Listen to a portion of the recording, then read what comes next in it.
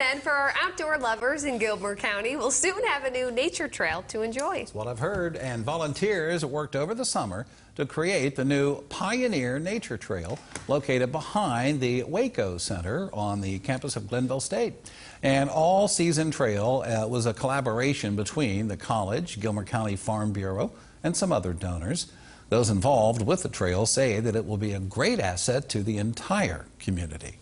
I think we have a lot of people that come to Glenville State College that have not experienced West Virginia, has not experienced nature, the good people that are here. We hope to eventually connect this up to other trails in the area.